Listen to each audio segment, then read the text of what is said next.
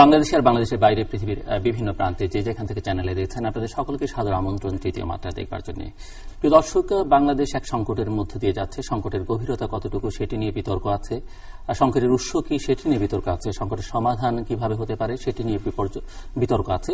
তবে এই সংকটে যে আমরা প্রতিটি নাগরিক, বাংলাদেশের 16 কোটি মানুষ বিপর্যস্ত, আতঙ্কিত, অনিশ্চয়তার মধ্যে আছি এবং অসহায় বোধ করছি, এটি বোধহয় সর্বজন সত্য কথা। এবং আমাদের অর্থনীতি, শিক্ষা ব্যবস্থা সহ সমাজের বিভিন্ন ক্ষেত্রে, রাষ্ট্রের বিভিন্ন ক্ষেত্রে একটা চরম অনিশ্চয়তা রয়েছে।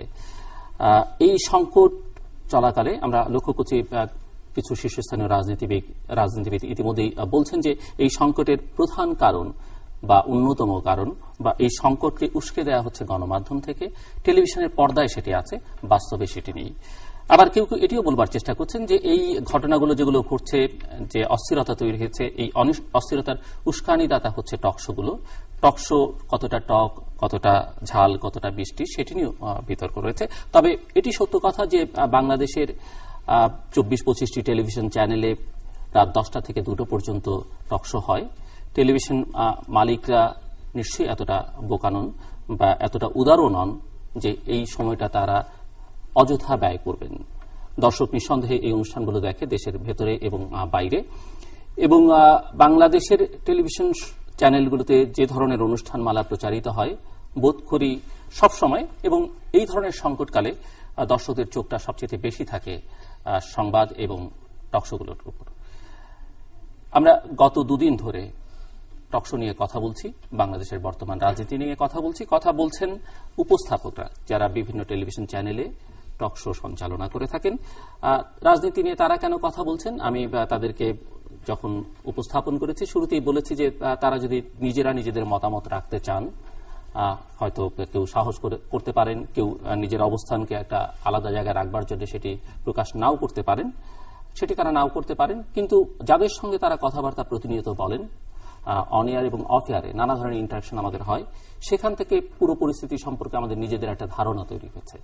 কেন এই সংকট, কোথায় এই সংকট যেতে পারে, এই সংকট বাংলাদেশকে কোথায় নিয়ে যেতে পারে, আশু পরিত্রাণের কোন উপায় আছে কিনা, সেগুলো নিয়ে দেশের বাইরে থেকে উদ্যোগ আছে, দেশের ভেতর থেকে নাগরিক সমাজের এক ধরনের উদ্যোগ আছে, আবার সেই নাগরিক সমাজে এখতিয়ার রাখেন কিনা নাগরিক সমাজের প্রতিনিধিত্ব করবার জন্য, সেটি নিয়ে বিতর্ক আছে।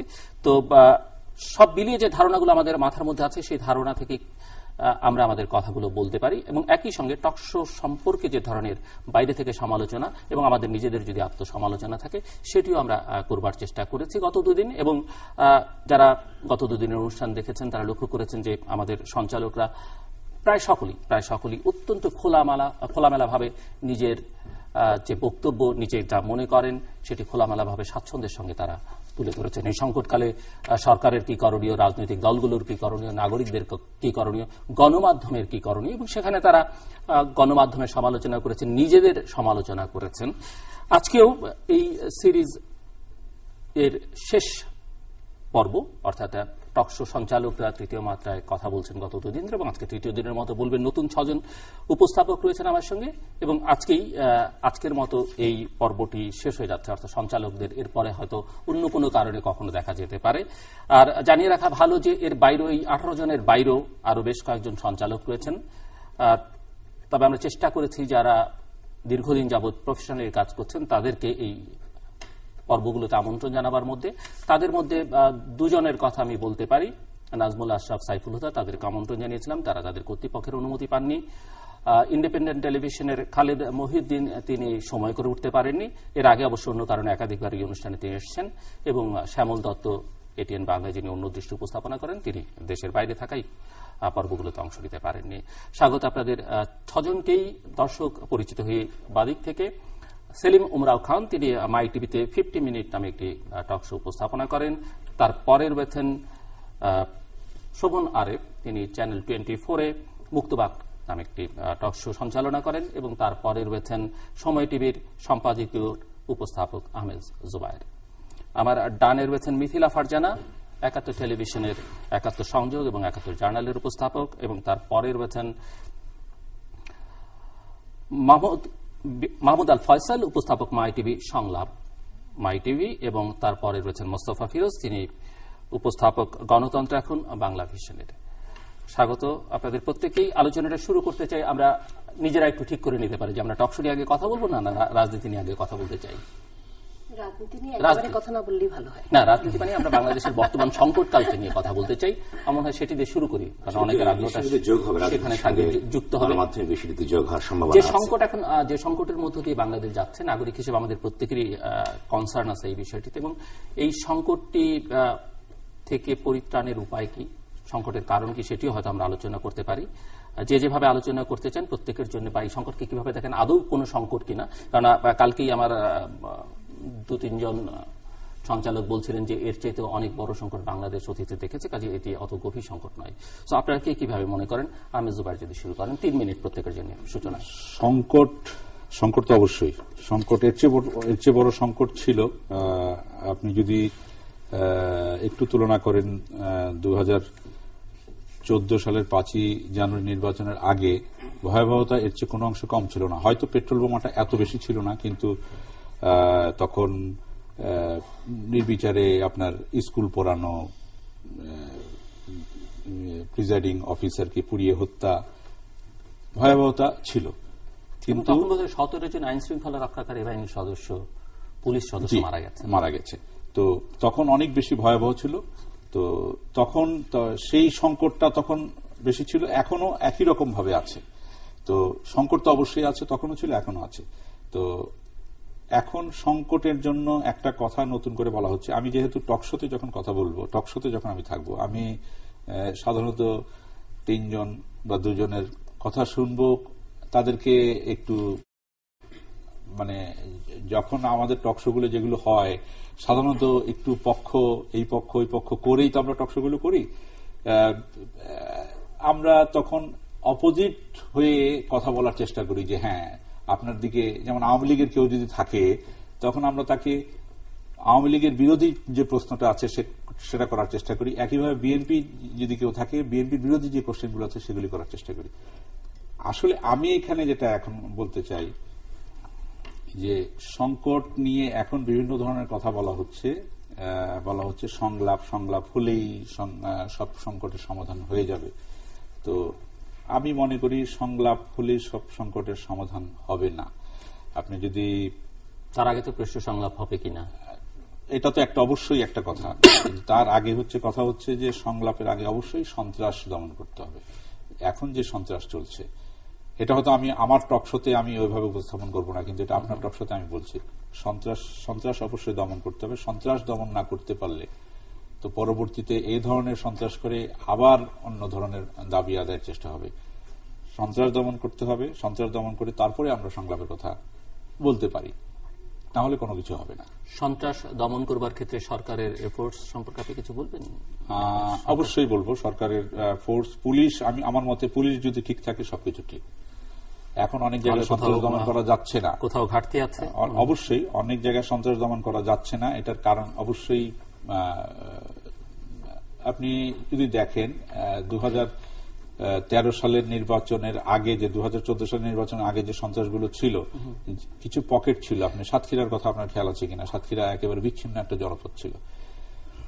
তো সেখানে এখন নাই। একটু খোঁজ নিয়ে দেখেন তো, এখানে পুলিশ প্রশাসনে পরিবর্তন এসছে। পুলিশ ঠিক তো সব ঠিক। আসবো, আবার শুনবো আপনার কথা। মিথিলা ফারজানা। সংকট উত্তরণের উপায় তো আসলে দেওয়াটা খুব সহজ কথা না, কিন্তু যেটি জোভাই বলছিলেন সেটি মানে আমি না, আমার মনে হয় যে সবাই একমত হবেন যে প্রথম কথা হচ্ছে যে যেটি হচ্ছে সন্ত্রাস, সেটি তো আসলে বিএনপি বা 20 দলীয় ঐক্যজোট তারা বলছেন তারাও করেন না, এবং সরকার তো বলছে নিশ্চয়ই সন্ত্রাস তাদের দায়ভার নয়। তার মানে সন্ত্রাস একটি আলাদা বিষয়। এই রাজনৈতিক সংকটের মধ্যে, যেটি দুপক্ষের রাজনৈতিক সংকট, সেটির মধ্যে কোনোভাবেই তার মানে সন্ত্রাস কারো পক্ষেই যায় না। সুতরাং সন্ত্রাস তো দমন করতে হবে। সন্ত্রাস না দমন করলে কি করে হবে? সন্ত্রাস দমন, যখন সন্ত্রাস এমন একটি পর্যায়ে চলে যায় যে সেটি জননিরাপত্তা, প্রতিদিনের প্রাত্যহিক জীবনযাত্রা, মানুষের নিরাপত্তা, জানমালের নিরাপত্তা, সমস্ত কিছুকে বিঘ্নিত করে, তখন সেটি হচ্ছে সবচেয়ে অগ্রাধিকার পাওয়া সমস্যা। সন্ত্রাস দমনের পর সংলাপ হবে কিনা সেটা আমরা জানি না, জোভাই যেটা বলছিলেন সংলাপ আদৌ দুটো পক্ষ চায় কিনা সেটি নিয়েও আমার তীব্র সন্দেহ আছে। এবং সংলাপ তো হতেই পারে, বাংলাদেশে বহু অমীমাংসিত প্রশ্ন আছে, বাংলাদেশের এখনো অনেক অনেক মৌলিক বিষয় নিয়ে বহু অমীমাংসিত প্রশ্ন আছে, যেসব প্রশ্ন নিয়ে এখনো বিতর্ক রয়ে গেছে, যেগুলো বিতর্ক থাকার কথা না, সেই সমস্ত কিছু নিয়ে সংলাপ হতে পারে। সংলাপ হতে পারে আমাদের প্রতিষ্ঠানগুলোকে নিয়ে, সংলাপ হতে পারে নির্বাচন কমিশন কি করে হবে, আমাদের একটি স্থায়ী নির্বাচন পদ্ধতি নিয়ে, সংলাপ অনেক কিছু নিয়ে হতে পারে। কিন্তু সেটি দ্বিতীয় প্রাধিকারের জায়গায় আসবে। এখন এই মুহূর্তে সন্ত্রাস দমন করতে হবে। এবং একজন নাগরিক হিসেবে আমি এখানে রাজনৈতিক ব্যক্তিত্ব নই, আমি কোনোদিনই রাজনৈতিক ব্যক্তিত্ব নই, কোন সুশীল সমাজের প্রতিনিধি বলেও মনে হয় না। একজন সাধারণ নাগরিক হিসেবে আমি চাই, আমি সকালবেলা আমার বাচ্চাকে স্কুলে পাঠাবো, আমি কাজে যাব, আমার পরিবারের প্রিয়জনরা কাজে যাবেন, তারা নিশ্চিন্তে বাড়ি ফিরবেন, এই নিশ্চয়তা আমি চাই। এবং সেজন্য সরকারকে যা করতে হবে সরকার তাই করবেন, কারণ সরকার এই যে সংকট যেটি বা সন্ত্রাসের কথা বলছেন, এই সন্ত্রাসের সঙ্গে রাজনীতির কোনো সম্পর্ক আছে কিনা, বা এই সংকটের সঙ্গে রাজনীতির কোনো সম্পর্ক আছে কিনা? রাজনীতির কোনো সম্পর্ক আছে কিনা সেটা তো আসলে রাজনীতিবিদদেরকে আগে সেই দায়টি নিতে হবে, কারণ রাজনীতিবিদরাই বলছেন যে তাদের সাথে এই সন্ত্রাসের কোনো সম্পর্ক নেই। যারা সন্ত্রাস করছেন বলে আপাত দৃষ্টিতে মনে হয়, কারণ অবরোধের একটি নিমিত্ত নিয়ে বা অবরোধের একটি উসিলা নিয়ে আসলে সন্ত্রাসটি হচ্ছে। তো যারা অবরোধ ডাকছেন তারা তো বলছেন তারা সন্ত্রাস করছেন না, তো তাহলে সন্ত্রাসের সাথে তো রাজনৈতিক সমস্যা সমাধানের সংকটের কোনো সম্পর্ক থাকবার কথা নয়। মানে আমি তাত্ত্বিকভাবে বলছি, সমস্যার সমাধান তাহলে সন্ত্রাস যদি দমন করা হয় তাহলে রাজনৈতিক সংকট নিয়ে এর কোনো প্রভাব পড়বার কোনো কারণ নেই। তাহলে সন্ত্রাস দমন নিয়ে সন্ত্রাসটা যদি না থাকে তাহলে কোনো সংকট নেই, এবং সেখানে আর রাজনৈতিক সংকট অবরোধ হরতালের কোনো আমি তা বলিনি।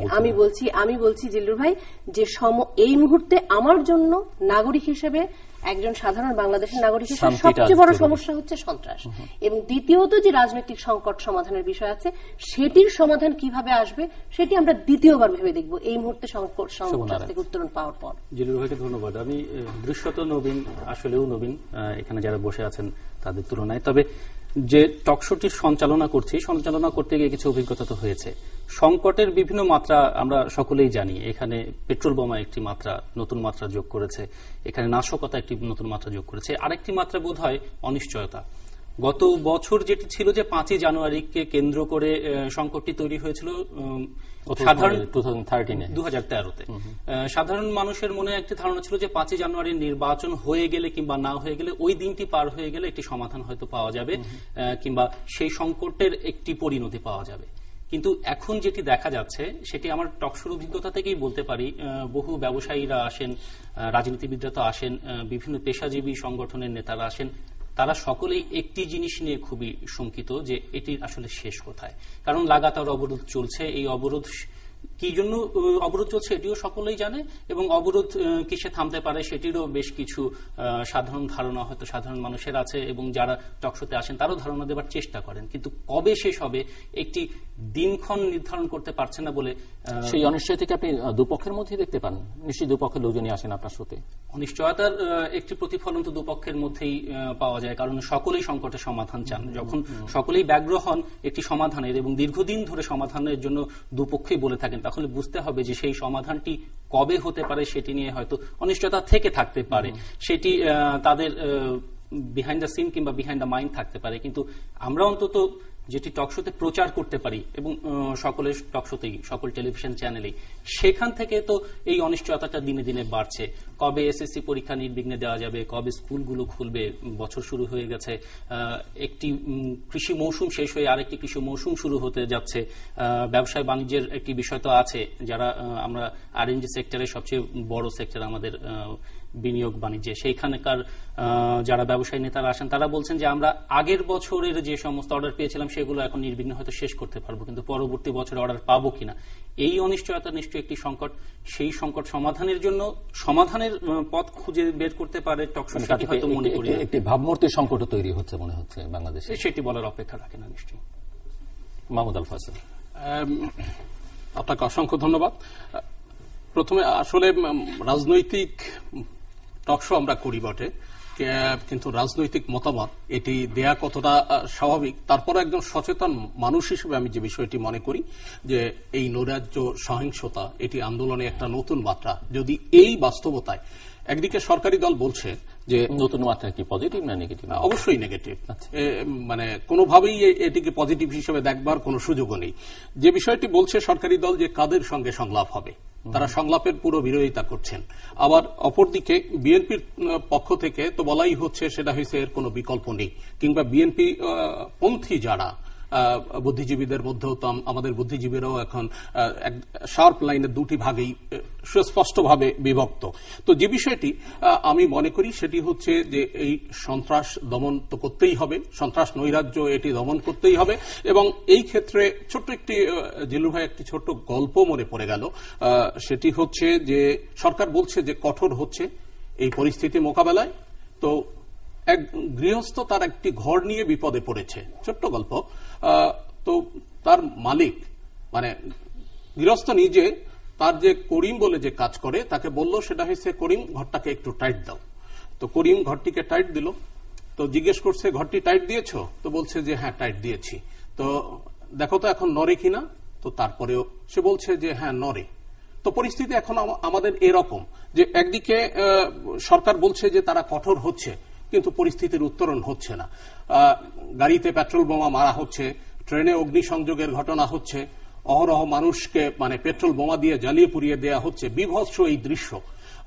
আসলে মানুষ ক্রমাগত রাজনৈতিক নেতৃত্বের প্রতিই মানে বীতশ্রদ্ধ হয়ে উঠছে।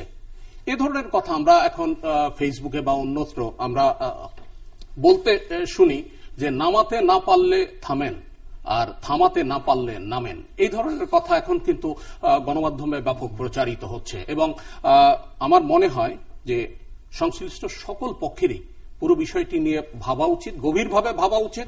সরকারের তো অবশ্যই সর্বোচ্চ দায়িত্ব তাদের, এবং এই সন্ত্রাস নৈরাজ্য থামিয়ে পরিস্থিতি একটি স্বাভাবিক অবস্থায়, একটি স্থিতিশীল অবস্থায়, মানুষের একটি স্বস্তির জায়গায় নিয়ে যাওয়া উচিত।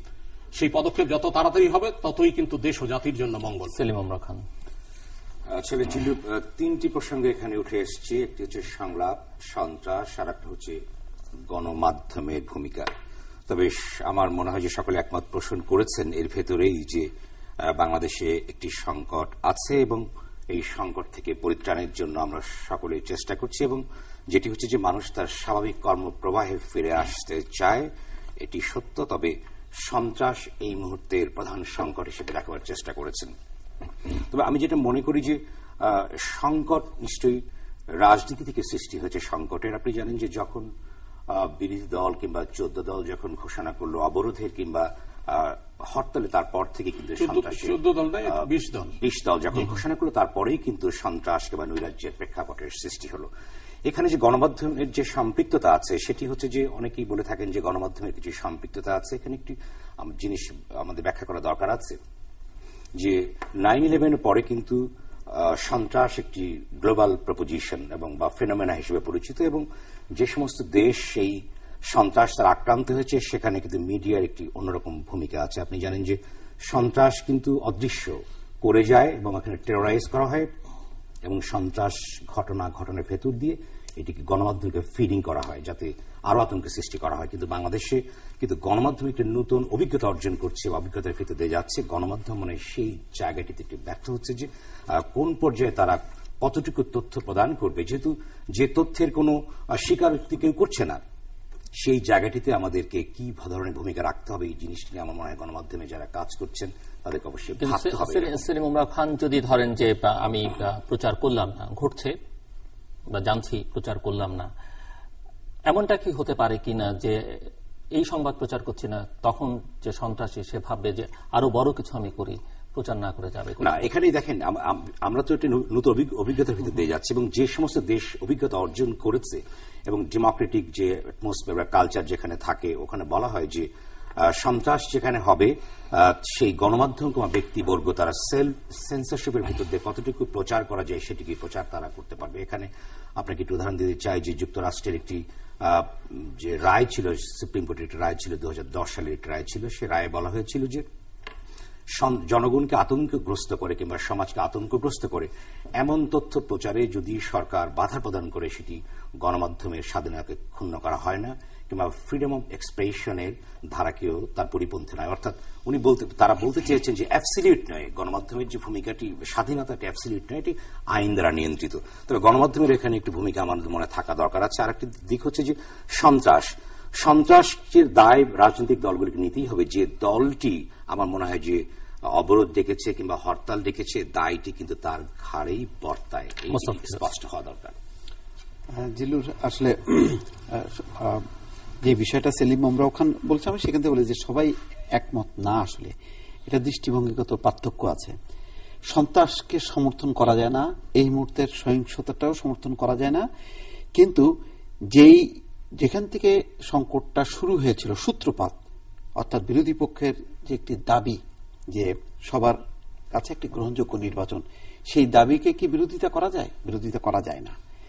আজকে সন্ত্রাস, নৃশংসতাকে, সহিংসতাকে সমর্থন করা যায় না, কিন্তু 5ই জানুয়ারির আগে যখন নাকি সহিংসতা ছিল না, সন্ত্রাস ছিল না, তখন তাদের এই রাজনৈতিক দাবির প্রতি কেন সমর্থন জানানো হলো না? বা যাদের রেসপন্স করার কথা তারা কেন কার্যকর উদ্যোগ নিল না? সুতরাং আজকের সন্ত্রাস সহিংসতাটাকে ঠেলে দেওয়ার ক্ষেত্রে সরকার কি বলতে পারবে যে না, আমাদের কোনো দায় নেই? কারণ আপনি শান্তিপূর্ণ সভা সমাবেশের মধ্য দিয়ে বিএনপি অনেক এই দাবি কিন্তু বারবার 1 বছর ধরে বলছে, যেই নির্বাচন সম্পর্কে মাননীয় প্রধানমন্ত্রী নির্বাচনের পরপর প্রেস কনফারেন্সে বলেছেন যে এটি একটি নিয়ম রক্ষা নির্বাচন। নিয়ম রক্ষা নির্বাচন মানে কি? যে আমাদেরকে করতেই হতো সাংবিধানিক ধারাবাহিকতা অনুযায়ী। তাহলে আমার একটা পরিপূর্ণ নির্বাচনের জন্য সেই অ্যানাউন্সমেন্ট নাই। আবার জো ভাই যেমন বললেন যে সন্ত্রাস বন্ধ করে তারপরে সংলাপ, তো সন্ত্রাস আজকে থেকে বন্ধ করে দিল। কালকে কি সরকার কি বলেছে যে না বন্ধ করে দেন, আমি কালকে ঘোষণা দিয়ে দেবো যে সংলাপ পরশুদিন থেকে বা অমুক তারিখ থেকে হবে? এখানে বিরোধিতা আমি বলছি সেটা সন্ত্রাস বন্ধ করবে, এই সন্ত্রাসের দায়ী তো নিচ্ছে না কেউ। দায় নিচ্ছে না কেন? অবশ্যই দায় নিতে হবে বিরোধী পক্ষকে, কারণ এই সন্ত্রাস বিচ্ছিন্নভাবে সন্ত্রাস না। এখন এনকাউন্টারের দায় তো এও নেয় না, বলা হয় তো যুদ্ধে কোথায় যে মারা গেছে। এনকাউন্টারের দায় যেমন সরকারকে নিতে হবে, এই সন্ত্রাস নৃশংসতা সহিংসতার দায় অবশ্যই বিরোধী পক্ষে নিতে হবে। এখানে লুকোচুরির কোনো ব্যাপার নেই। আমার কথা হলো যে এই মানে যেটা মন্দ ঘটনা সেটাকে মন্দ বলতে হবে, যেটা সত্য ঘটনা সেটাকে সমর্থন জানাতে হবে। আমি বলছি বিরোধী পক্ষের যে দাবি, ন্যায্য দাবি যে গ্রহণযোগ্য নির্বাচন, এটা অবশ্যই যে কোনো গণতান্ত্রিক মানুষ, আন্তর্জাতিক সম্প্রদায় সবাই সমর্থন করবে। আবার একইভাবে আন্তর্জাতিক সম্প্রদায় সহ সকল গণতন্ত্র মানা মানুষ যেইভাবে মানুষকে পুড়িয়ে মারা নৃশংস, অর্থাৎ যেই পদ্ধতিতে আন্দোলন হচ্ছে সেই আন্দোলনের অবশ্যই সেই পরিমাণেই বিরোধিতা করতে হবে। এখন পুরো বিষয়টা মীমাংসা কে করবে? বিরোধী দল তার সন্ত্রাস সহিংসতাটা বন্ধ করলো, কিন্তু সরকার কি এইটা বন্ধ করার জন্য যে মূল গোড়ায় যে অসুখটা, অর্থাৎ যেই দাবিকে কেন্দ্র করে এই ধরনের ঘটনাগুলো ঘটছে, সেই দাবির প্রতি কি সমর্থন জানিয়েছে? তারা কি বলেছে যে আমি সংলাপ? যেটি দাঁড়াচ্ছে যে একাধিক মত এসছে এবং এর মধ্যে থেকে যেটি বোঝা যাচ্ছে যে অনেকেরই মত হচ্ছে যে সন্ত্রাসটা, এবং তার সবারই মত যে সন্ত্রাসটা আগে বন্ধ করতে হবে। আমার আপনাদের কাছে মানে পলিটিক্স নিয়ে আলোচনা এই রাউন্ডে শেষ করতে চাই যে সন্ত্রাস দমন করবার দায়িত্ব সরকারের, আমাদের প্রত্যেকের নাগরিক হিসেবে দায়িত্ব রয়েছে, রাজনৈতিক দলগুলোর দায়িত্ব হচ্ছে, কিন্তু প্রধান দায়িত্ব হচ্ছে সরকারের। সরকার মিস্টার জোবায়ের বলেছেন যে সরকার তিনি সন্তুষ্ট নন, যে সরকার আসলে এখন পর্যন্ত সেরকম পদক্ষেপ গ্রহণ করতে পারেনি।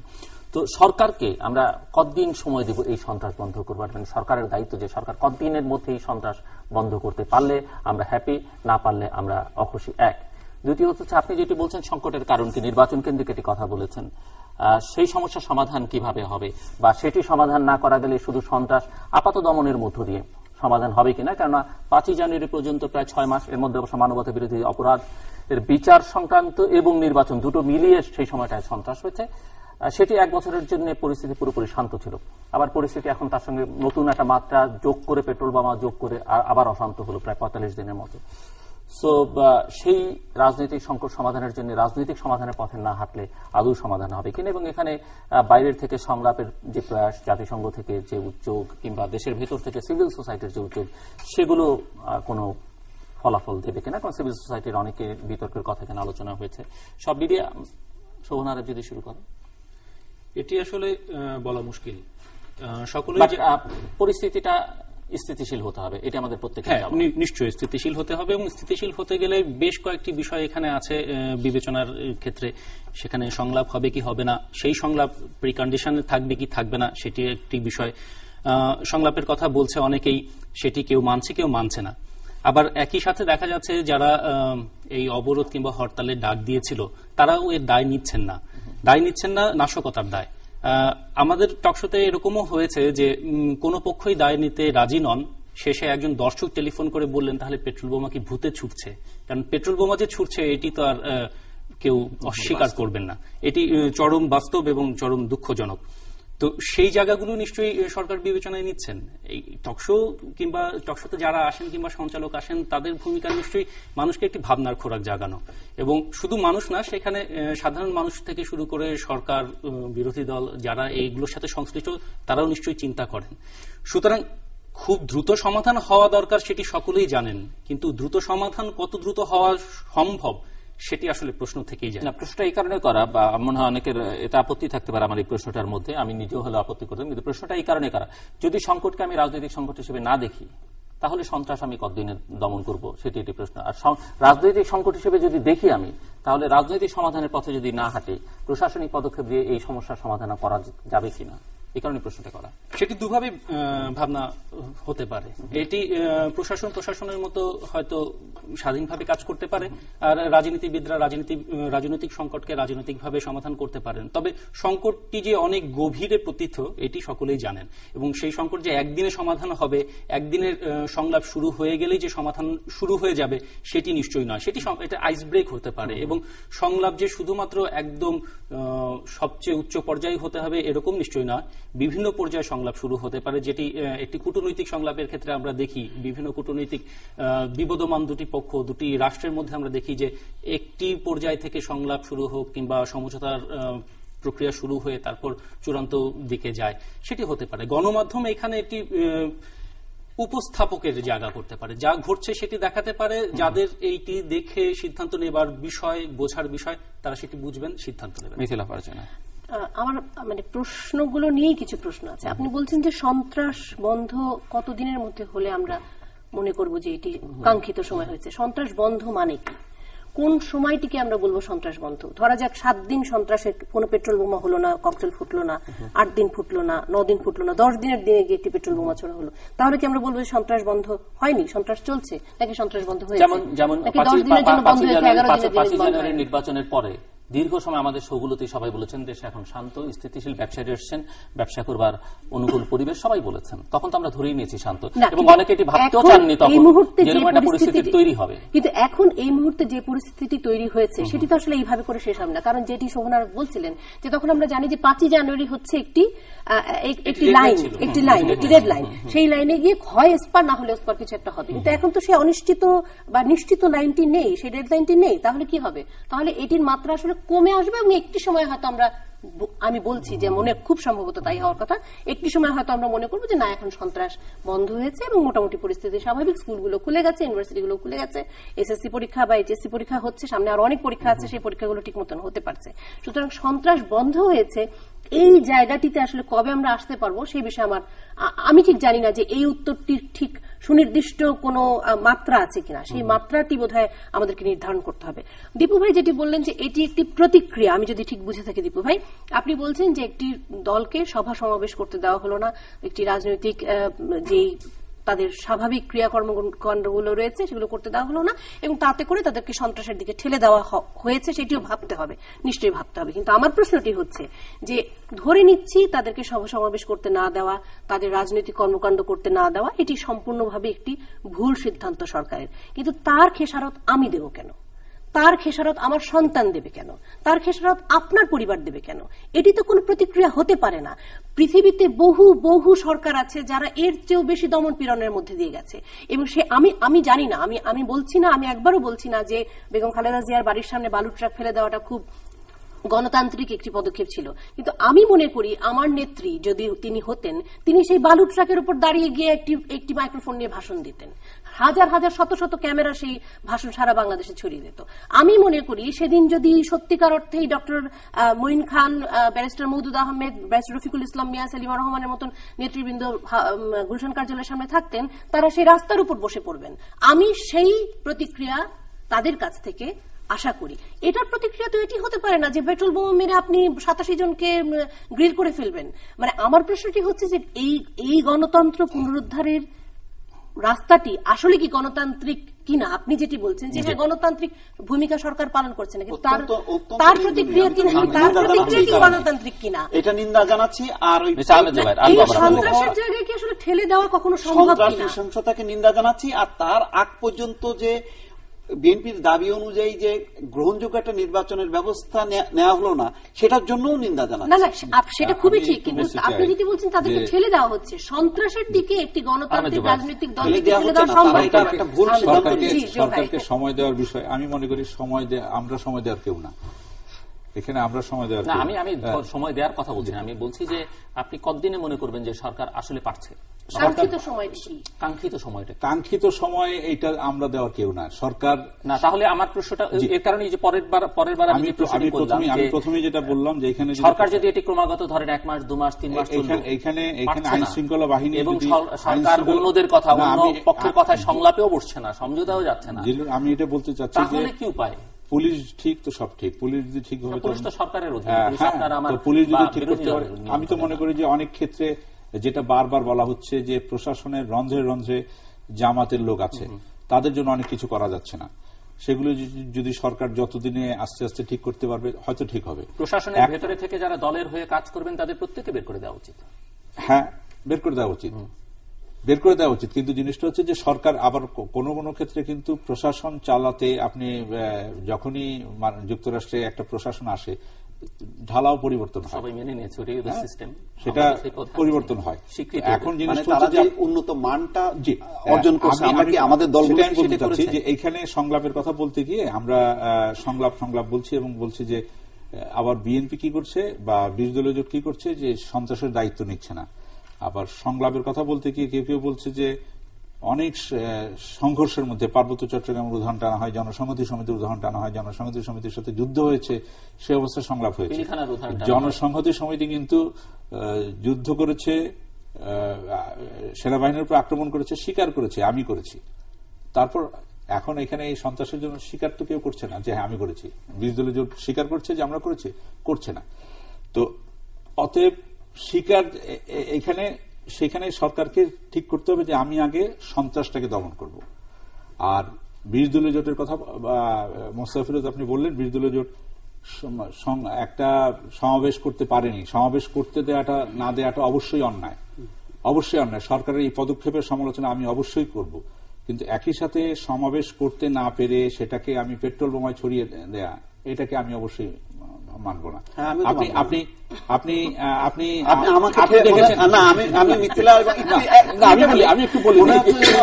আমি ওই যে ঠেলে দেওয়া হচ্ছে আপনি রিপোর্টার ছিলেন, আপনি দেখেছেন যে প্রয়াত আব্দুর রাজ্জাক কিভাবে রাস্তায় থেকে আন্দোলন করেছেন 1991 থেকে 96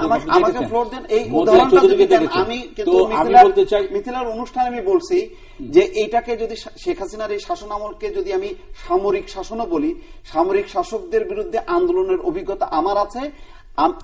আঁকা বাঁকা পথে যেতে হবে, কখনো এগোতে হবে, যতটুকু এগোবো, যেটি মিথিলা উদাহরণ দিল সেইটুক যাবো, আবার পেছাবো, আবার এইটা হচ্ছে বলছি। আমি কি বলছি যে তাদেরকে এই অধিকারটা না দিয়ে তারা যে সন্ত্রাস সহিংসতার পথ বেছে সেটা সঠিক, সেটা তো না। আমি বলছি এটাকে যে পরিমাণ আমি নিন্দা জানাই, আর 1 বছর ধরে বিরোধী দলের দাবির প্রতি কোনো সাড়া না দেয়া সেটাকেও আমি নিন্দা জানাই।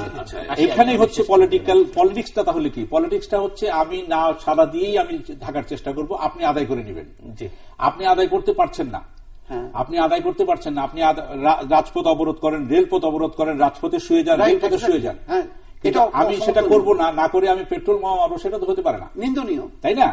এখন বিরোধী দলের দাবির প্রতি কর্ণপাত না করা, সরকার সবসময় চাইবে, সবসময় চাইবে বিরোধী দলের দাবির প্রতি কর্ণপাত না করা।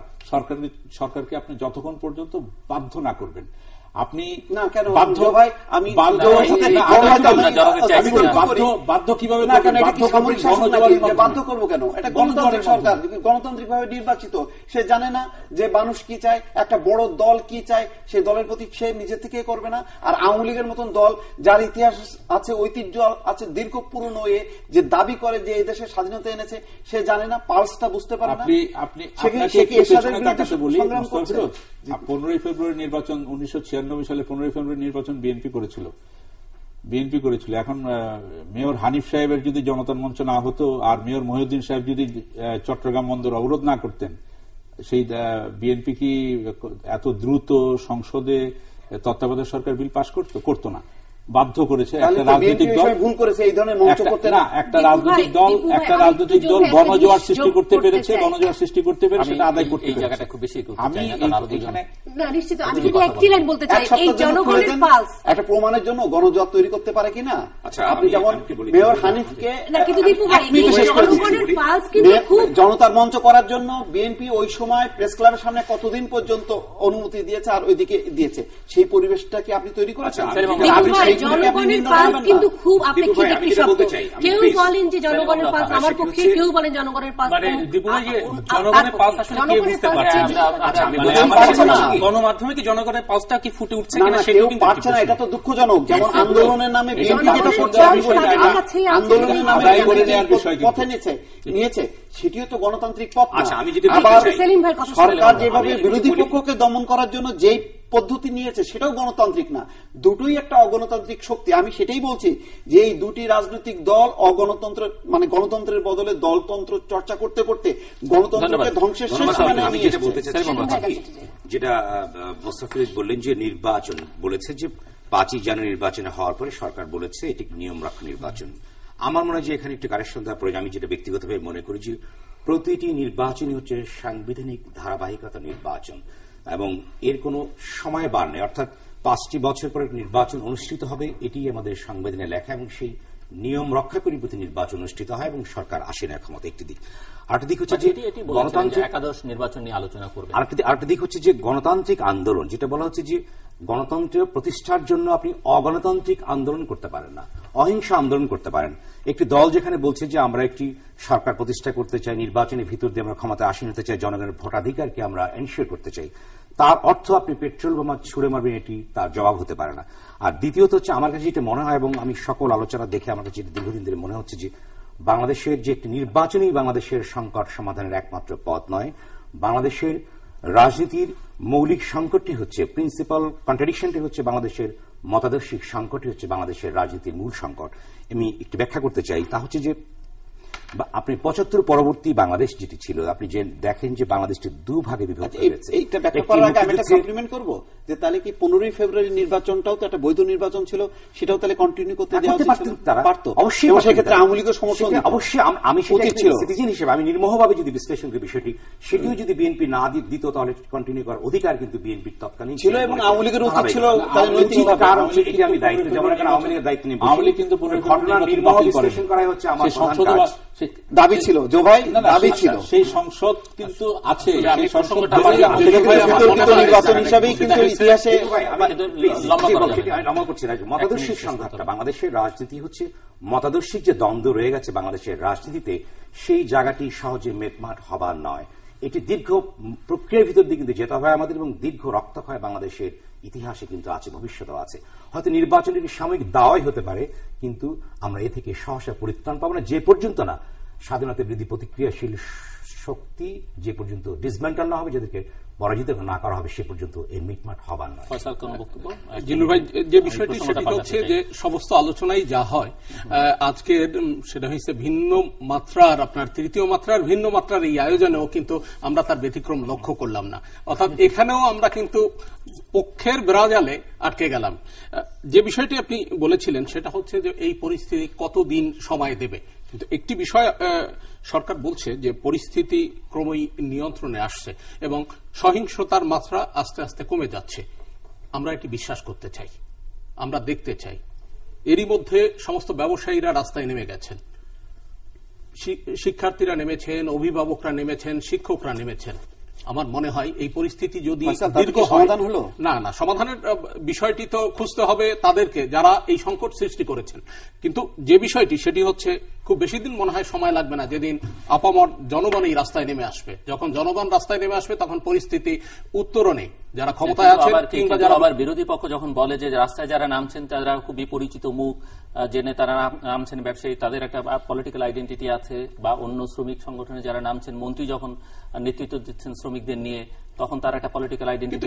একটি বিষয় যারা নেমেছেন বিজেএমই এর কথা বলেন আপনি কিংবা এফবিসিসি এর কথা বলেন, আমরা চিহ্নিত সেটা হয়েছে মামলার কারণে যারা লুকানো না আছেন এরা বাদে বাকি সবাইকে কিন্তু আমরা দেখেছি।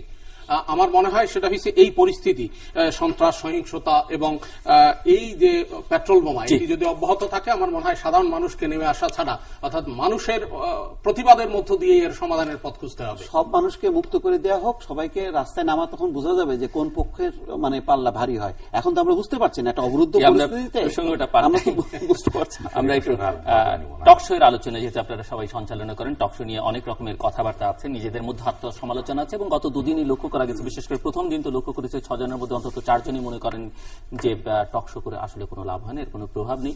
অনেকে মনে করেন এটি কেবলমাত্র একটি নিছক বিনোদন, এবং সেজন্য তারা করেন। যদি আমি তাদেরকে প্রশ্ন করি না তাহলে আপনি কেন করেন, এটি অনেকের ধারণা আছে। আর দ্বিতীয়ত হচ্ছে বাইরে থেকে বলা হচ্ছে, উস্কানির কথা বলা হচ্ছে। আমরা দেখি যে কোনো কোনো রাজনৈতিক দল কখনো কোনো একটা খানিকটা সময়ের জন্য কোনো শো তারা বর্জন করেন। আবার টকশো নিয়ে স্বয়ং প্রধানমন্ত্রীও কথা বলেন। আমি অবশ্যই ইতিবাচকভাবে দেখি যে তিনি দেখেন এবং দেখেই আসলে তার প্রতিক্রিয়াটা ব্যক্ত করেন।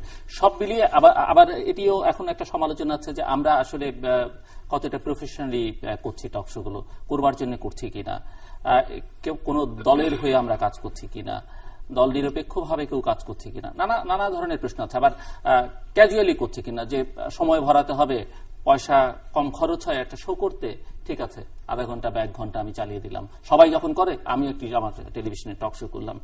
সো আমাদের নিজেদের উপলব্ধিটা কি, আমার মনে হয় সেলিম উমর খান যদি 2 মিনিট করে এই রাউন্ড। আসলে বিষয়টা হচ্ছে যে আমারও এমন ধারণা যে দেখুন যে আমরা যারা যে সমস্ত পলিটিশিয়ানরা টক শোতে আমন্ত্রিত হন এবং তারা কিন্তু কখনোই তার জায়গা থেকে এক চুল নড়ে না। এ থেকে আমার মাঝে মধ্যে মনে হয় যে তারা যে দলটি করেন বা যে আদর্শটি বিশ্বাস করেন, রিলিজিয়াসলি তারা এই জিনিসটি করেন, যার ফলে তাদেরকে নাড়ানো কখনোই সম্ভব হয় না, তাদের নিজস্ব মতামত চাপিয়ে দিতে চান। অন্যদিকে হচ্ছে যখন আমরা টকশো গুলো করি এবং দেখি যে কিছু কিছু নেতা কিন্তু আক্রমণ করে ফেলে একজন উপস্থাপককে, ভীষণভাবে আক্রমণ করে, তখন আমার কাছে মনে হয় যে একজন রাজনীতিবিদের যে ভেতরে যে প্যাশন্স কিংবা যে ধৈর্য থাকার সহনশীলতার বিষয়টি ছিল সেটি কিন্তু অনুপস্থিত আমার কাছে মনে হয়। আরেকটা দিক হচ্ছে যে এটি অনেকের কাছে কিন্তু বিনোদনের পর্যায়ে পড়ে যায়, যখন আমাদের আসলে একজন হোস্ট কিন্তু কোনো কিছুই না, আসলে এন্টারটেইন করছে 2 জন রাজনৈতিক ব্যক্তিত্ব, তাদের কাছে জনগণের জবাবদিহিতা আছে, আমাদের কাছে কিন্তু তা নাই। তারা যখন বেমালুম বিভিন্ন ধরনের কথাবার্তা বলে থাকেন তখন কিছু কিছু মেইল কিংবা SMS পাই যে তাতে মনে হয় যে তাদের দায়িত্বশীলতা, তাদের গভীরতা, তাদের রেসপন্সিবিলিটি টু সোসাইটি এগুলো সঠিকভাবে পারফর্ম করতে তারা পারছে না। আর একটা খরচের দিক বললেন, যেটি যে খরচের বিষয়টি, আসলে এমন একটা স্টাডি আমেরিকাতে হয়েছিল যে একটি ড্রামা সিরিয়াল করতে যেখানে ব্যয় হয় $1 মিলিয়ন, সেখানে টক শোতে ব্যয় হয় $1 লক্ষ। সুতরাং খরচের ব্যাপার আছে বিভিন্ন প্রতিষ্ঠানের। সুতরাং কিছু কিছু সময়টি মনে হয় আমার কাছে বিনোদনের মতো পর্যায়ে মনে হয়। আর টক শোর ভিতর দিয়ে সাধারণ মানুষের যে একটি নৈতিক এবং তার চিন্তাগত যে উন্নয়নের উৎকর্ষ যে একটি কথা হওয়ার যে জায়গাটা ছিল, আমার মনে হয় যে সেই জায়গাটিতে আমরা খুব ধীরে ধীরে আগাচ্ছি। যে পরিমাণ হওয়ার কথা ছিল সেই পরিমাণ অগ্রগতি আমরা অর্জন করতে পারিনি বলে আমার কাছে মনে হয়। মোহাম্মদ আল ফয়সাল। জি, টকশো নিয়ে আলোচনা করতে শুরুতেই আমি আমার সেটা হচ্ছে যে একটা অভিজ্ঞতার বিষয় সবার সঙ্গে শেয়ার করতে চাই। সেটি হচ্ছে বিটিভিতে হ্যালো আপনাকে বলছি একটা অনুষ্ঠান ছিল, সেই অনুষ্ঠানের সঞ্চালক ছিলেন তুখোর মানে উপস্থাপক আলী ইমাম। আমার সৌভাগ্য হয়েছিল সেই দীর্ঘদিন আগে সেই অনুষ্ঠানে থাকবার। তো নিঃসন্দেহে গেস্ট হিসেবে আমি সাংবাদিকতা তখনও করি, একজন সাংবাদিক হিসাবেই সেই অনুষ্ঠানে গিয়েছিলাম। তো সেখানে আলোচনা চলছিল এবং আলী ইমাম সাহেব তো নিঃসন্দেহে বাংলাদেশের একজন তুখোর উপস্থাপক আমি মনে করি, ব্যক্তিগতভাবে আমি তাকে যথেষ্ট সম্মান করি। তো উনি অনেক আলোচকদের চেয়ে অনেক ভালো বলতেন, ভালো বলেন, ভালো জানেন, জ্ঞান গরিমাও তার অনেক বেশি। এই কারণে আলোচনার মধ্যে যে বিষয়টি তিনি বারবার আলোচনার মধ্যে তিনি ঢুকে যাচ্ছিলেন, নিজে সংযোজন করতেছিলেন, সংযোজন করে এই আয়োজনকে সমৃদ্ধ করবার চেষ্টা করছিলেন। তো সেই আলোচনায় আমাদের সঙ্গে একজন মিডিয়া ব্যক্তিত্ব ছিলেন একেএম পাটোয়ারি। তিনি মাঝপথে থামিয়ে দিলেন, বললেন যে আপনি তো সঞ্চালক, আপনি তো আম্পায়ারের দায়িত্ব পালন করছেন, নিঃসন্দেহে আপনি ভালো খেলতে পারেন, তাই বলে আপনি যখন উপস্থাপনা করবেন তখন আপনার সামনে বল পড়বে আর আপনি কিক করে গোল করে দেবেন, এটা তো হয় না। আসলে সেই থেকে আমি বলি যে আমি শিখেছি। আমার আরেকটি প্রশ্ন আছে, সবার কাছে প্রশ্ন, আপনারা যে যেভাবে অ্যান্সার করতে চান, যে এই যে অনেককে আমরা নানান ধরনের বিশেষণে বিশেষায়িত করি, এখন অনেকে, আমাদের এক সহকর্মী কিছুদিন আগে তার সাথে নিজে বলছিলেন যে আমরা এখন টকশো আলাপ হয়ে গেছি। অনেকে আছেন টকশোজীবী হিসেবে পরিচিত দেন, অনেকের বিজনেস কার্ড এখন তিনি কোন কোন টেলিভিশন চ্যানেলে যান সেটি রেটি করছেন। এই যে কেউ কেউ মিডিয়া ব্যক্তিত্ব বলছি বা বিশিষ্ট অমুক, এগুলো কি, এই যে সঞ্চালকের ভূমিকা নেই সেলিম উমরাও খান বলছেন, আসলে কি সঞ্চালকের কোনো ভূমিকা থাকে না? অনেক ক্ষেত্রেই থাকে। এটি আলোচনাকে কোন দিকে নিয়ে যাওয়া হবে বা কি আলোচনা করা হবে, থাকে কি থাকে না? না, এখানে কোনো দায়িত্ব আছে কি? না, একটি দায়িত্ব আছে, সেটি হচ্ছে, এটাও কিন্তু আরেকটি প্রশ্ন। এবং একজন হয়তো কিছুই নেই, আমি বলছি, একজন হয়তো কিছুই করেন না, তার কোনো আইডেন্টিটি নেই, হয়তো সাধারণ ব্যবসা করেন, তাকে আমরা রাজনীতি পর্যবেক্ষক, বিশ্লেষক, নানান পরিচয় দিয়ে টেলিভিশন অনুষ্ঠানে হাজির করছি।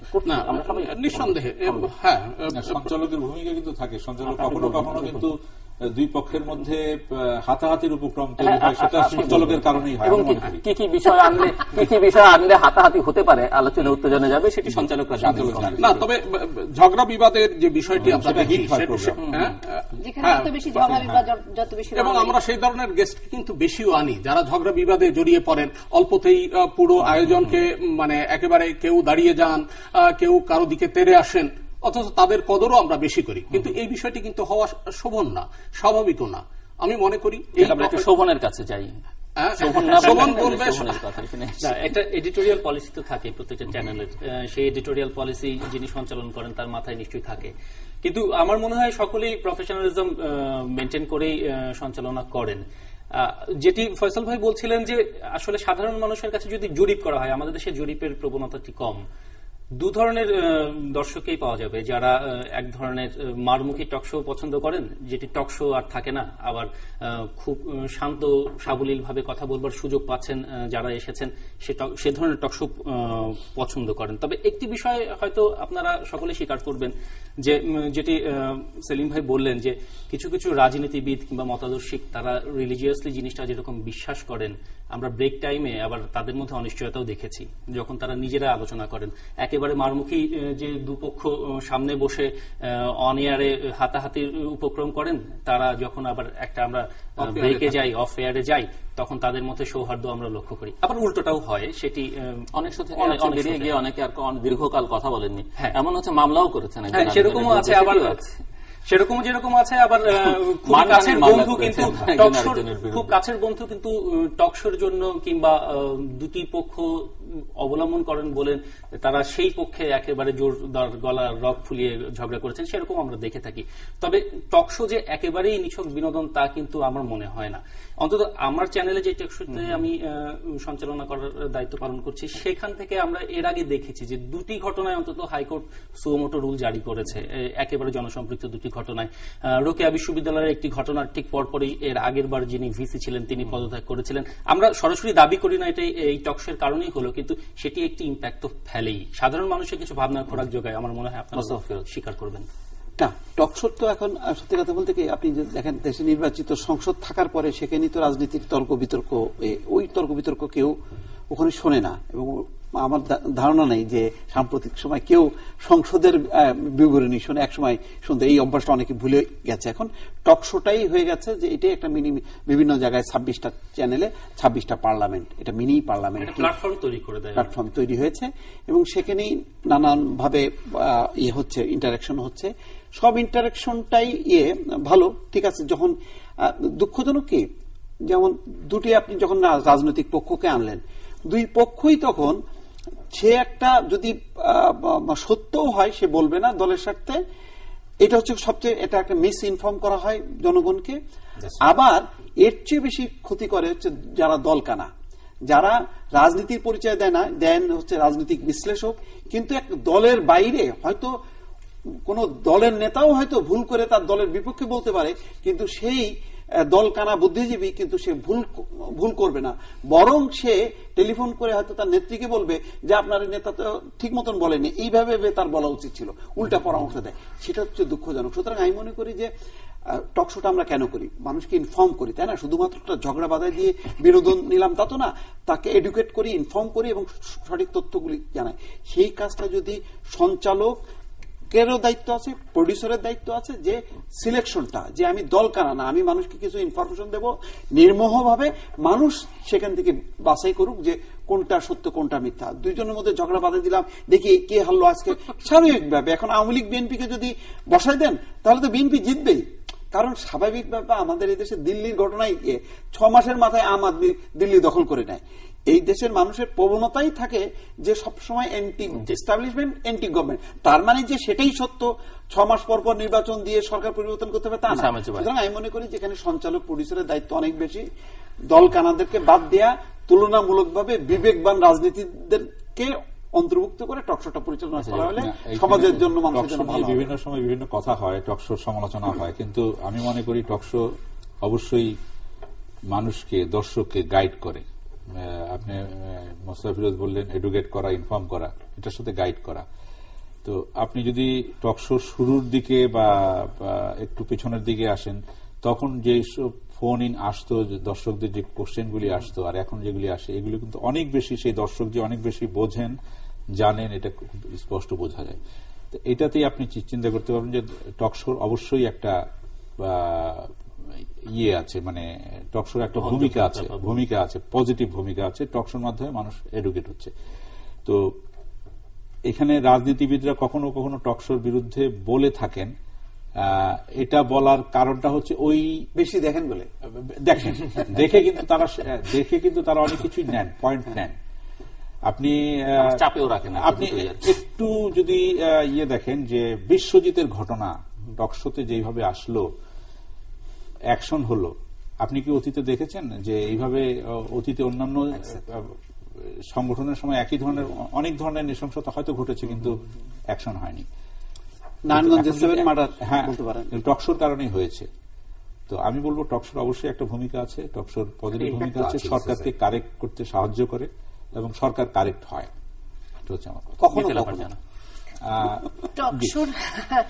টকশোর সঞ্চালকের তো ভূমিকা নিশ্চয়ই আছে, না হলে আপনি 1800 জনকে আনতে পারতেন, 18 জনকে না। আর এই আমরা কয়েকজন মানুষ করে টোরে খাচ্ছি, সেই জন্য তো নিশ্চয়ই সঞ্চালক হওয়ার কিছু না কিছু আলাদা যোগ্যতা লাগে। নিশ্চয়ই সঞ্চালকের অবশ্যই একটা বড় ধরনের ভূমিকা আছে। কয়েকটি জিনিস আসলে আমি লিখে রেখেছি কি কি নিয়ে বলার প্রয়োজন আছে। প্রভাব, যেটা জয় ভাই বললো, যে প্রভাব যদি নাই থাকতো তাহলে কেনই বা প্রধানমন্ত্রী বলবেন যে টকশোতে উস্কানি দেওয়া সম্ভব? তার মানে টকশোতে উস্কানি দেওয়া যায়, এবং টকশো নিয়ে কেউ না কেউ নিশ্চয়ই চিন্তা করছেন, না প্রভাব তো নিশ্চয়ই আছে। আর আমরা কি প্রভাব দেখতে চাই? আজকে বলবো যে সংলাপ হবে, পরের দিন থেকে সংলাপ শুরু হয়ে যাবে। আজকে বলবো সন্ত্রাস বন্ধ হবে, কালকে থেকে সন্ত্রাস বন্ধ হয়ে যাবে? না, প্রভাব তো তেমনটা নয়। প্রভাব একটা, যেটি বলছিলেন জয় ভাই বলছিলেন, দীপু ভাই বলছিলেন, যে চাপে রাখা, সরকারকে চাপে রাখা, বিরোধী পক্ষের মতামত তুলে আনা, অনেক ধরনের প্রভাব আছে। এবং বেশি করে আমার কাছে মনে হয় যেটা, মানুষ এখন ভয়ানক সচেতন। মানুষ এতগুলো টিভি চ্যানেলের মধ্যে 3-4টা টক শো প্রতিদিন দেখেন, তাদের নিজস্ব একটা মতামত তৈরি করেন, তাদের প্রশ্ন থাকে, তাদের বক্তব্য থাকে, তাদের মতামত থাকে। সুতরাং টক শোর প্রভাব আছে। বিনোদন কিনা টক শো? অবশ্যই টক শো বিনোদন। বিনোদন হবে না কেন? কেউ কেউ প্রবল তাত্ত্বিক বই পড়ে বিনোদিত হন, কেউ কেউ 1 ঘন্টা উচ্চাঙ্গ সঙ্গীতে রেওয়াজ করে বিনোদিত হন। এর মধ্যে বিনোদন হওয়ার মধ্যে আমি তো কোনো আপত্তির কোনো কারণ দেখতে পারি না। অবশ্যই টক শো বিনোদন। এটি একটা শো, এবং মানে দিন শেষে এটি একটা টেলিভিশন চ্যানেল ব্যবসা করার জন্যই নিশ্চয়ই প্রচার করে। সুতরাং এটি অবশ্যই বিনোদন, এবং বিনোদন হওয়ার প্রয়োজন আছে। যেই শোতে, যে অনুষ্ঠানে বিনোদন নেই, সেটা আসলে কেউ দেখবেন না। সেই প্রশ্নটি হচ্ছে আপনি কিভাবে বিনোদিত হচ্ছেন।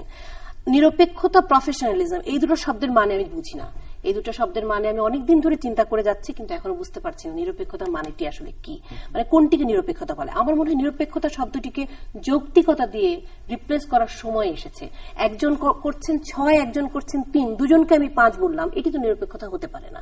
সুতরাং যাকে 6 তাকে 6 বলা, যাকে 3 তাকে 3 বলা, সেটি হচ্ছে আমার চোখে যৌক্তিকতা। নিরপেক্ষতা শব্দটি নিয়ে আমার তীব্র আপত্তি আছে। প্রফেশনালিজম আসলে আমরা কোনটিকে বলছি?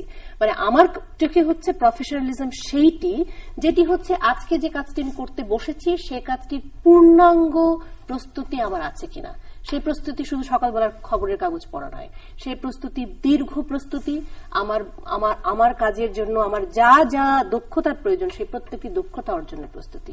এবং সেই প্রস্তুতি যদি মানে অর্জন করে কেউ এসে বসে, তাহলে তিনি কি মতামত আসলে ব্যক্ত করছেন কিনা, ব্যক্ত করার কথা নয়, বা মতামতের দিকে নিয়ে যাচ্ছেন, পরিচালিত করছেন শোকে, সেটি একান্তভাবে তার এডিটোরিয়াল ডিসিশন। এক্ষেত্রে মানে প্রফেশনালিজমের কোনো অভাব আছে বলে আমি মনে করি না। আর কেউ কিছু যোগ করতে চান? বিষয়টা হচ্ছে যে বিষয়টা আমি বলতে চেয়েছি যে সকলে বলেন যে টক শোর একটি প্রভাব আছে। হ্যাঁ, প্রভাব আছে, যেটা মিথিলা বললেন যে এর ভেতর থেকে মানুষ কিছু শিখছে এবং তার নিজস্ব মেধা, মনন কিংবা বুদ্ধি দিয়ে বিচার বিশ্লেষণ করছে। এখানে আমি একটা জিনিস বলতে চাই যে যারা আওয়ামী লীগ করছে বা জোট করছে, কিংবা যারা বিএনপি জোট করছে, এই মানুষগুলো কিন্তু পরিবর্তিত হচ্ছে না। আমার কাছে যেটা মনে হয় যে এই মানুষগুলো কিন্তু হচ্ছে না, এক জায়গায় থাকছে। একটু কোনো টকশো বা সত্য তথ্য, যেটা দীপু ভাই বললেন, যেটি যে একটি তথ্য যারা দলকানা লোক তারা কিন্তু কোনোভাবেই এটা প্রভাবিত হচ্ছে না। আসলে মাঝখানে যে লোকগুলো আছে যারা বাফারে অবস্থান করছে, মিডল যে পার্সেন্টগুলো, যারা 30% বা 40% যে মানুষগুলো আছে, এরা হয়তো কিছুটা প্রভাবিত করার চেষ্টা করছেন। সেই ক্ষেত্রে যে কাজটি আমাদের করার দরকার আছে বলে আমি মনে করি, গেস্ট সিলেকশনের ব্যাপারে যারা পৃথিবী ব্যাপী হয়ে থাকে, যে অত্যন্ত যোগ্য মানুষের আসা দরকার টকশোগুলোতে। যেমন একজন হোস্ট কতটুকু কি করতে পারেন। হ্যাঁ, আপনি স্টিয়ারিং এ আছেন, আপনি পরিচালনা করছেন, কিন্তু সকল সময় তো আপনি কথা বলতে পারছেন না। কথা তো আমাকেই বলতে হবে, তোমার মিথিলাকেই বলতে হবে। এই জন্য আমাদের গেস্ট সিলেকশনের ব্যাপারে প্রকৃত অর্থেই যারা যোগ্য, দক্ষ, গভীরতা আছে, ত্যাগী মানুষ, বুদ্ধিজীবী, বুদ্ধিদীপ্ত মানুষ, সেই মানুষগুলোকে যদি আমরা বেশি বেশি করে আনতে পারি, তাহলে আমাদের যে মিডল যে বাফার যে মানুষগুলো আছে, সেই মানুষের যদি গুণগত, আত্মিক এবং শিক্ষাগত পরিবর্তন আমরা করতে পারি, এডুকেট করতে পারি, তাহলে সমাজের একটি গুণগত পরিবর্তন আসবে বলে আমার কাছে মনে হয়। ছোট্ট জিনিস আমি একটু যোগ করবো কিনা জুলু ভাই, সেটি হলো যে এই বক্তা প্রসঙ্গে আমার একটি মানে আমি সবসময় আমার শোতেও বারবার বলার চেষ্টা করি, এবং আমার সত্যিকার অর্থে আমার এটি একটি ক্ষোভের জায়গা, একটি দুঃখের জায়গা, যে আমরা আসলে বলতে শিখি না। এটি সামাজিক সাংস্কৃতিক ভাবে আমাদের এই ভূমিতে আসলে আমরা ছোটবেলা থেকে পড়তে শিখি, লিখতে শিখি, বলতে শিখি না। বলতে শেখাও যে বলতে এবং শুনতে শেখা, এ দুটিও যে শেখার দুটো মাধ্যম, সেটি আসলে আমরা ছোটবেলা থেকে শিখি না। এবং যে কারণে আমরা রাজনীতিবিদদের মধ্যেও ওই 10-12 জনকেই পাই ঘুরে ফিরে তাদেরকে কথা বলাতে চাই, সাংবাদিকদের মধ্যেও তাই, শিল্পীদের মধ্যেও তাই। সুতরাং বলতে শেখার চর্চাটা আরো আগে থেকে শুরু করা দুটো জিনিস খোঁজা হয়, অথরিটি কার আছে আর যে ভালো বলতে পারেন তাকে বোধহয় আগে চুজ করা হয়। তাতে করে আমাদের অতিথির সংখ্যা কিন্তু খুবই সীমিত। না, সেটাই রিপিটেশন দরকার নেই, যদি নতুন কিছু অ্যাড করবার থাকে। বা আহমেদ জুবায়ের? না, নতুন কিছু অ্যাড করার বিষয়টা হচ্ছে যে এখন দিনে দিনে টকশোটা যেরকম হয়ে যাচ্ছে, যে আমরা যেভাবে চালাই, যে ব্যালেন্স করে চালানোর চেষ্টা, আমার মনে হয় যে সময়টা এখন এরকম এসে গেছে যে হ্যাঁ, আমি একজনকে নিয়েই টকশো করব।